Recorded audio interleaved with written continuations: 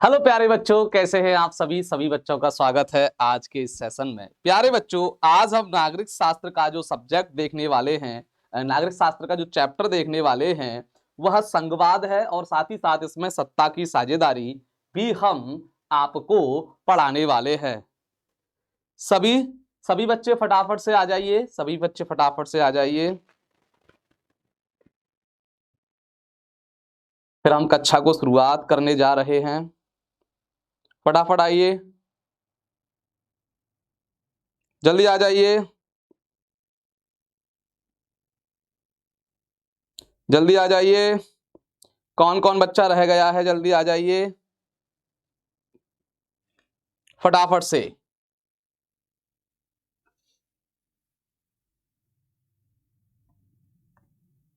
फटाफट आइए।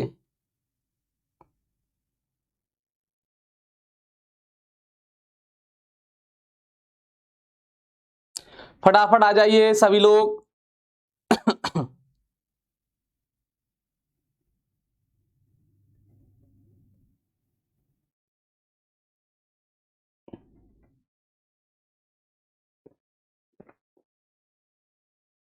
जल्दी आ जाइए।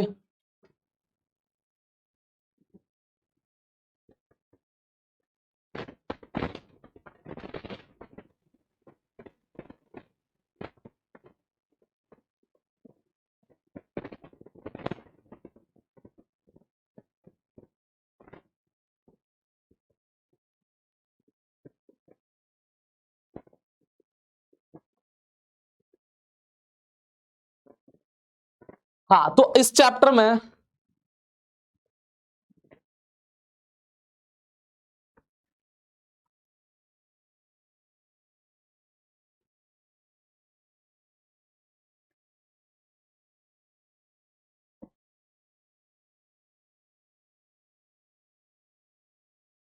जल्दी आइए।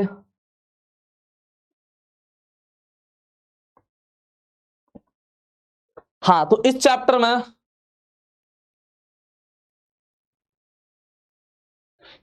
में हम संघवाद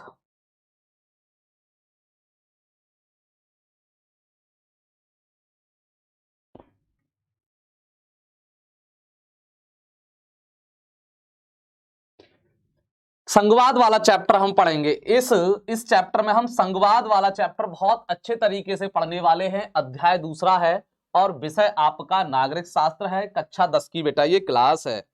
ठीक है, कक्षा 10 की क्लास है, बहुत अच्छी क्लास है, जबरदस्त क्लास होने वाली है।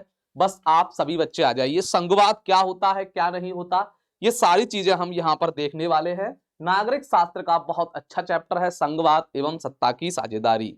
ठीक, चलिए फटाफट आ जाइए। फिर हम आपको बताने वाले हैं कि संघवाद क्या होता है। सबसे पहले बहुत बड़ा सवाल हमारे पास है कि आखिर में संघवाद होता क्या है।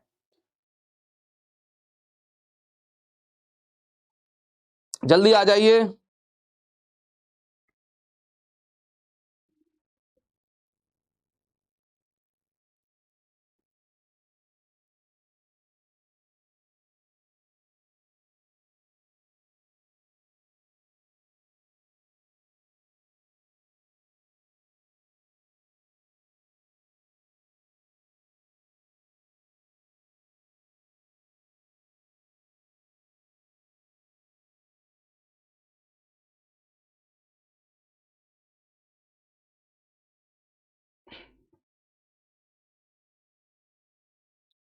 हाँ, तो संघवाद क्या होता है, संघीय व्यवस्था क्या होती है, संघीय व्यवस्था क्या होती है।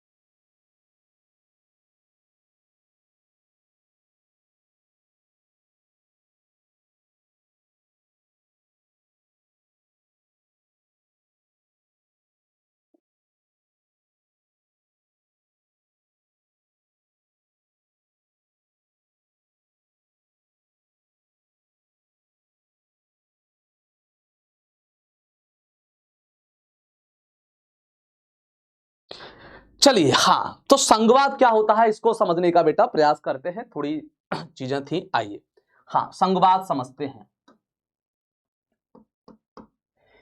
एक ऐसी शासन व्यवस्था, एक ऐसी शासन व्यवस्था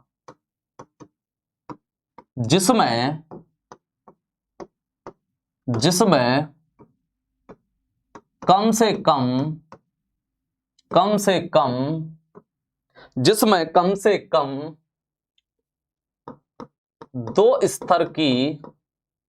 दो स्तर की सरकार होती है। यानी कि ऐसी शासन व्यवस्था जिसमें कम से कम दो स्तर की सरकार होती है। पूरे राष्ट्र की सरकार को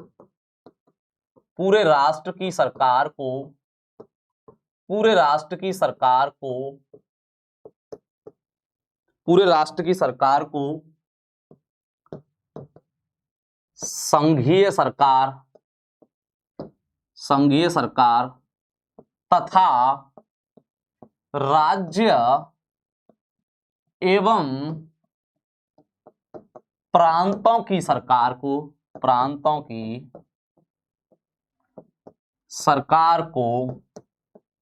राज्य सरकार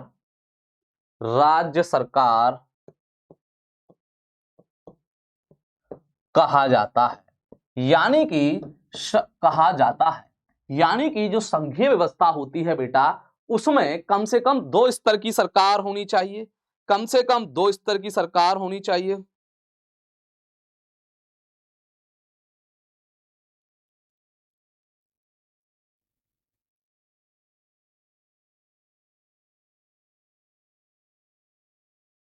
कितने स्तर की?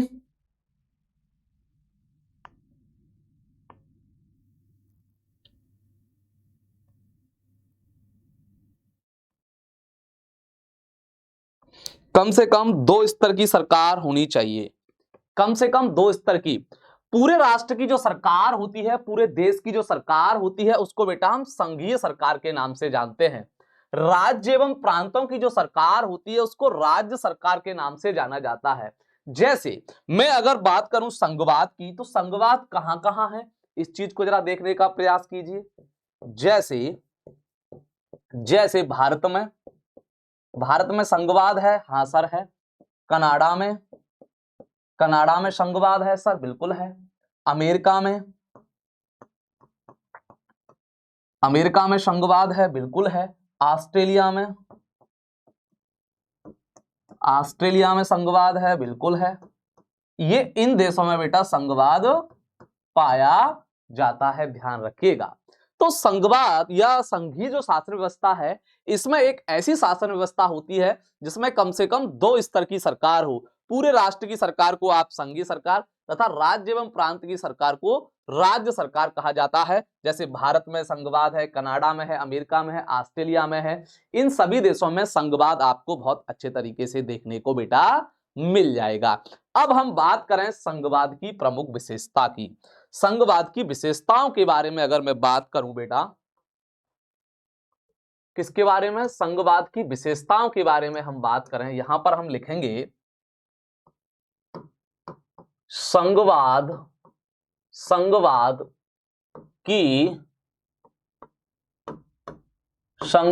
की विशेषताएं।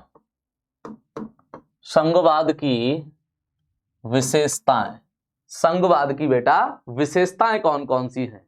फटाफट जल्दी सभी बच्चे आएंगे, फिर हम संघवाद की विशेषताओं के बारे में बताने का प्रयास करेंगे कि संघवाद की विशेषताएं कौन कौन सी हैं। जल्दी फटाफट आ जाइए।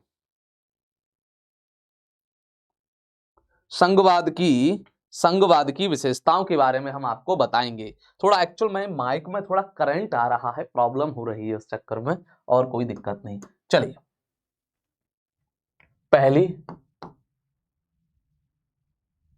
कम से कम दो स्तर की सरकार हो। कम से कम दो स्तर की सरकार हो। कम से कम 2 स्तर की सरकार हो। कम से कम बेटा 2 स्तर की सरकार होनी चाहिए, कम से कम 2 स्तर की सरकार बेटा होनी चाहिए, पहली विशेषता। दूसरी विशेषता है बेटा स्वतंत्र न्यायपालिका होनी चाहिए। स्वतंत्र न्यायपालिका होनी चाहिए। स्वतंत्र न्यायपालिका मतलब स्वतंत्र होनी चाहिए, किसी के साथ भेदभाव न करे। राज्य एवं केंद्रों के बीच, राज्यों एवं केंद्र सरकार के बीच, केंद्र सरकार के बीच संविधान के अनुसार, संविधान के अनुसार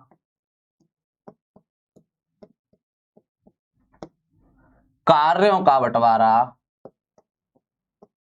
कार्यों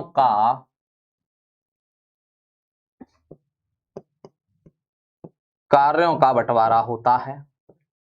यानी कि आप कह सकते हो कि जो संघवाद होता है वहां पर राज्य और केंद्रों के बीच में जो कार्य हैं कि कौन से कार्य कौन करेगा, राज्य सरकार या केंद्र सरकार, तो उन कार्यों का बंटवारा बेटा कौन करता है? संविधान करता है। इस चीज को याद रखिए, इस चीज को याद रखिए। अगली विशेषता है बेटा, चौथी विशेषता है लिखित संविधान। लिखित संविधान क्या बेटा? लिखित संविधान, यानी संघवाद में बेटा आपका लिखित संविधान होता है, मतलब संविधान लिखा हुआ होता है। जैसे भारत में लिखा हुआ है तो भारत में संघवाद है ही है। तो ये कुछ विशेषताओं का हमने जिक्र किया यहाँ पर कि संघवाद की विशेषताएं कौन कौन सी हैं। ये विशेषता हमारी परीक्षा में कई बार बेटा हमसे पूछी गई हैं। चलिए आगे चलते हैं, ये आपको अच्छे से बेटा समझ में आ जाना चाहिए। अब संघवाद का जनक कौन सा देश माना जाता है? संघवाद का जनक कौन सा देश माना जाता है?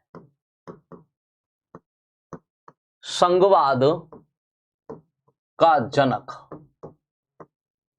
संघवाद का जनक किसको कहा जाता है? तो मैं आपको बता दूं बेटा, संघवाद का जो जनक है ये आपका अमेरिका देश है। अमेरिका को संघवाद का जनक कहा जाता है। लेकिन प्रश्न एक और पूछा जाता है कि भारत का संघवाद किसके नजदीक है? एक प्रश्न और पूछा जाता है, भारत का संघवाद, भारत का संघवाद, भारत का संघवाद किस देश के संघवाद के नजदीक है बेटा? तो वो है कनाडा के। आप कहोगे सर ऐसा क्यों? ऐसा इसलिए, देखो जो कनाडा का जो संघवाद है वहां पर केंद्र सरकार को ज्यादा ताकतवर बनाया गया है। क्या? केंद्र सरकार को ज्यादा ताकतवर बनाया गया है। जो हमारा कनाडा का संविधान है वहां पर केंद्र सरकार को ज्यादा शक्तिशाली बनाया है, और यही स्थिति भारत में है। भारत में केंद्र सरकार बहुत ज्यादा शक्तिशाली है, जबकि अमेरिका के संघवाद में आप देखोगे, अमेरिका के संघवाद में वहां के राज्यों को शक्तियां बहुत ज्यादा दी हैं। राज्य मतलब जैसे हमारे यहाँ उत्तर प्रदेश मध्य प्रदेश हैं, ऐसे ही वहां पर कैलिफोर्निया वगैरह करके बहुत सारे राज्य हैं। तो अमेरिका का जो संघवाद है बेटा वहां पर राज्यों को ज्यादा शक्तिशाली बनाया है, जबकि कनाडा का संघवाद है वहां पर राज्यों को शक्तिशाली नहीं किया गया, वहां पर केंद्र को शक्तिशाली किया गया है। इसलिए भारत का संघवाद कनाडा के संघवाद के नजदीक है, या कनाडा के संघवाद जैसा हमारा संघवाद है। ये चीजें आपको पता होनी चाहिए। मैं अभी जस्ट 1 मिनट में आया, अभी 1 मिनट में मैं आया, आप बने रहिएगा।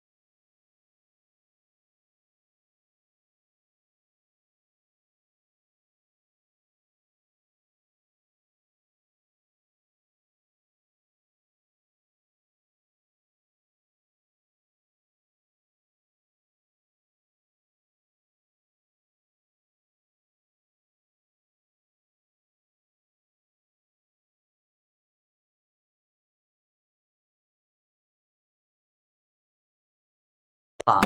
हमने आपको बताया भारत का संघवाद कनाडा के संघवाद के नजदीक है। चलिए अब हम बात करते हैं भारत में संघवाद की। अब हम बात करते हैं बेटा भारत में संघवाद की। आइए भारत में संघवाद की हम बात करते हैं। किसकी बात करते हैं? ये तो अब तक हमने कुछ बेसिक चीजों को सीखने का प्रयास किया, लेकिन अब हम बात करने वाले हैं भारत में संघवाद की। भारत में संघवाद की। अब स्पेशल भारत में संघवाद की बात करने वाले हैं हम। किसकी बात करने वाले हैं? भारत में संघवाद की बात करने वाले हैं। तो मैं आपको बताऊं, जब हमारा संविधान लागू हुआ,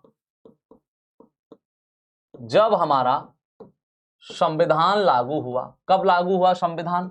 26 जनवरी 1950। 26 जनवरी 1950। उस समय तक हमारे यहां पर दो स्तर की सरकार हुआ करती थी, एक केंद्र सरकार, एक केंद्र सरकार और एक दूसरी हुआ करती थी राज्य सरकार। यानी कि जब हमारा संविधान लागू हुआ, मूल संविधान में हमारे यहां पर दो प्रकार की सरकार का वर्णन किया गया था, एक केंद्र सरकार जो पूरे देश को चलाती है और एक राज्य सरकार जो अपने अपने राज्यों को चलाती है। फिर अब 1992 में जाकर एक स्तर सरकार का और जोड़ा गया, जिसको आप लोग स्थानीय सरकार के नाम से जानते हो। स्थानीय सरकार के नाम से बेटा जानते हो। स्थानीय सरकार संविधान में कब आई? 1992 में संविधान में संशोधन किया, फिर जाके स्थानीय सरकार को, जैसे स्थानीय सरकार मतलब पंचायत वगैरह जो होती है, प्रधान वगैरह होते हैं, उनकी बात कर रहा है। तो स्थानीय सरकार 1992 में संविधान में जाके जुड़ी और वर्तमान में अब हमारे यहाँ पर 3 स्तर की सरकार हो चुकी है। 1 स्तर, 2 स्तर, 3 स्तर। यहाँ पर 3 स्तर की सरकार हम बना चुके हैं। अब हमारे भारत में 3 स्तर की सरकार है। समझ में आया?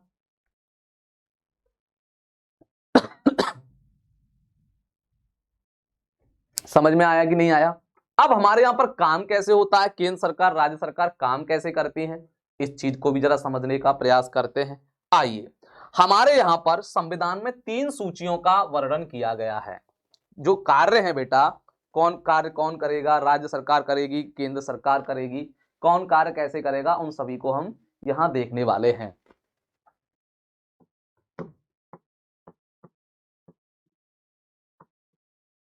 संविधान में कार्यों को 3 सूचियों में बांटा गया है। 3 सूचियों में बांटा गया है। यानी कि जो हमारे यहां पर जितने भी कार्य हैं उनको 3 सूची में बांट के रख दिया है हमारे संविधान ने। कौन कौन से, जरा इनको देखिए। पहला है बेटा संघ सूची। संघ सूची, संघ सूची क्या होती है इसको समझ लीजिए। संघ सूची में वे विषय रखे गए हैं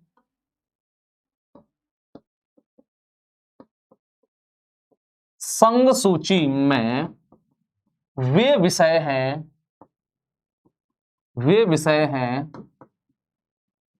जिन पर कानून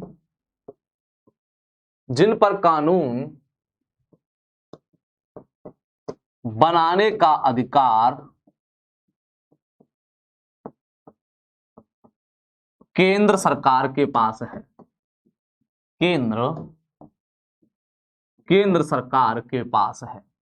यानी कि समझो, संघ सूची क्या है, इसमें कई सारे विषय रखे गए हैं, कई सारे कानूनों का एक संग्रह है। ऐसे विषय का मतलब हिंदी गणित नहीं, विषय का मतलब होता है कानून। संघ सूची में वे विषय हैं जिन पर कानून बनाने का अधिकार केंद्र सरकार के पास है। यानी कि इसमें वही कानून, वही चीजें रखी गई हैं जिन पर जो केंद्र सरकार है कानून बना सकती है। जैसे रक्षा, उसके बाद विदेश, बैंकिंग, बीमा आदि। ऐसे कुल मिला के बेटा, ये तो मैंने बड़े बड़े लिखे हैं मेन, ऐसे कुल मिला के 1 2 3 4 97 विषय इसके अंदर रखे गए हैं। ऐसे कुल मिलाकर 97 विषय यहां पर रखे गए हैं। बोलो समझ में आया कि नहीं आया? समझ में आया कि नहीं आया? फटाफट बताइए। मुझे लगता है आपको समझ में आ गया होगा। तो पहली हमारी संघ सूची हो गई, दूसरी सूची है बेटा राज्य सूची। दूसरी सूची है राज्य सूची। दूसरी सूची है राज्य सूची। राज्य सूची में वे विषय हैं, राज्य सूची में वे विषय हैं जिन पर कानून बनाने का अधिकार, जिन पर कानून बनाने का अधिकार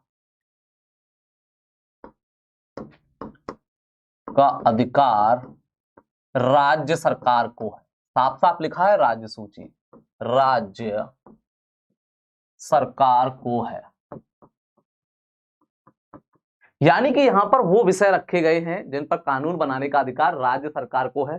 केंद्र को यहां पर बेटा कोई भी मतलब नहीं है, कोई भी मतलब नहीं है केंद्र को। जैसे एग्जाम्पल के तौर पर बात करूं, जैसे आपका पुलिस हो गया, क्या हो गया? पुलिस हो गया है। जेल से संबंधित कोई कानून बनाना हो, कृषि से संबंधित कोई कानून बनाना हो, ठीक है। और बताइए पंचायत से संबंधित कोई कानून बनाना हो, पंचायती राज से, ये राज्य सरकार के विषय है। आदि लिख लेते हैं यहां पर। ऐसे कुल मिलाकर बेटा इनके पास वर्तमान में 61 विषय हैं। कितने विषय हैं? इनके पास वर्तमान में 61 विषय हैं, ध्यान रखिएगा। वहां पर 97 विषय थे, यहां पर 67 विषय हैं। अब बात करते हैं तीसरी सूची यानी कि समवर्ती सूची के बारे में। समवर्ती सूची, समवर्ती सूची में क्या क्या है? समवर्ती सूची में बेटा ऐसे कानून आते हैं जिन पर केंद्र और राज्य दोनों कानून बना सकते हैं। इसमें वो विषय हैं, इसमें वो विषय हैं जिन पर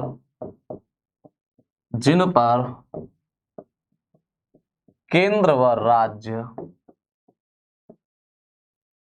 दोनों कानून बना सकते हैं। दोनों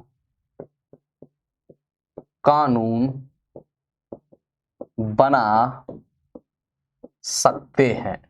यानी केंद्र सरकार भी कानून बना सकती है, राज्य सरकार भी कानून बना सकती है। इसी को हम कहते हैं समवर्ती सूची।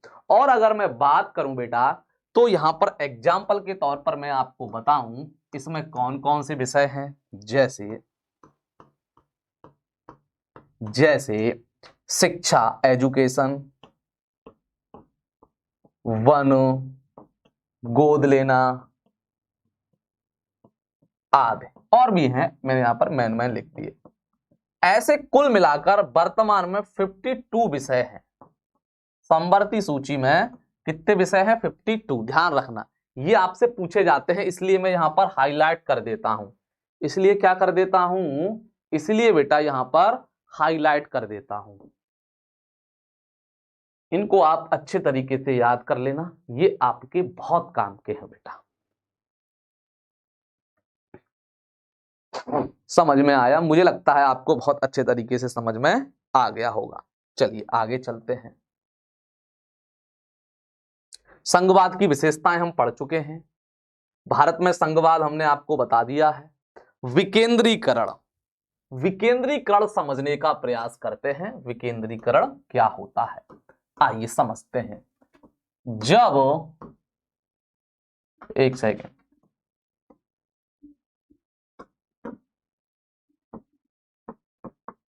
केंद्र एवं राज्य सरकार से, केंद्र एवं राज्य सरकार से कुछ शक्तियां लेकर कुछ शक्तियां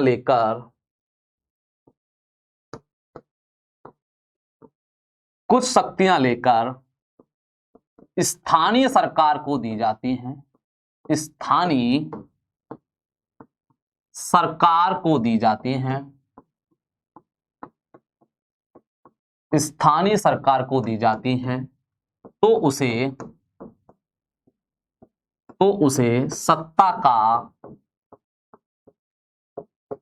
उसे सत्ता का विकेंद्रीकरण कहते हैं। यानी कि स्थानीय शासन मतलब मैंने आपको बताया जो संविधान में 1992 में जोड़ा गया, जब कुछ शक्तियां या कुछ कार्य केंद्र सरकार और राज्य सरकार से हम लेके स्थानीय सरकार को दे देते हैं तो हम कहते हैं कि यह सत्ता का विकेंद्रीकरण है, मतलब बटी हुई हैं चीजें, सत्ता सभी लोगों में बटी हुई है, किसी एक के पास नहीं है। अब मैं अगर स्थानीय शासन की बात करूं, स्थानीय सरकार या स्थानीय शासन के बारे में बात करूं, आइए स्थानीय शासन देख लेते हैं या स्थानीय सरकार देख लेते हैं ये क्या होती है। स्थानीय सरकार बेटा ये गांव और कस्बों में होती है। स्थानीय सरकार भी दो टाइप की होती है, स्थानीय सरकार भी बेटा दो टाइप की होती है। एक टाइप होता है गांव के लिए और एक टाइप होता है बेटा नगर के लिए। अभी आपको सारी चीजें समझ में आ, गांव में यह 3 स्तर की पाई जाती है। गांव में 3 स्तर की, पहला ग्राम पंचायत, दूसरा पंचायत समिति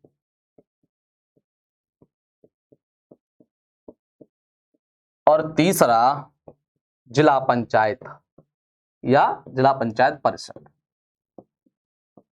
आपने प्रधान का नाम सुना होगा, वो प्रधान इसका अध्यक्ष होता है। जो ग्राम प्रधान होता है ना, ग्राम प्रधान कहते हैं, वो इसका अध्यक्ष होता है ग्राम पंचायत का। इसमें बेटा 29 विषय रखे गए हैं। मैंने आपको क्या कहा, ये 29 विषय कहां से लाके दिए हैं, कुछ केंद्र से, कुछ राज्य सरकार से, तब जाके स्थानीय सरकार को कुछ अधिकार दिए हैं। ये भी बेटा 3 स्तर की होती है, जैसे नगर पालिका, नगर परिषद और नगर निगम। इसके अध्यक्ष को बेटा मेयर कहा जाता है। मेयर कहते हैं ना, महापौर या मेयर। तो इसको बेटा 18 विषय दिए गए हैं। तो ये विषय कहां से आए, आपके दिमाग में ये आएगा सर क्या ये विषय आए कहां से। तो मैंने थोड़ी देर पहले आपको समझाया, सत्ता के विकेंद्रीकरण में मैंने क्या समझाया था कि कुछ शक्तियां केंद्र एवं राज्य सरकार से लेकर किसको दे दी जाती हैं, ले ली जाती हैं बेटा, उसे दे दी जाती है स्थानीय सरकार या स्थानीय शासन को।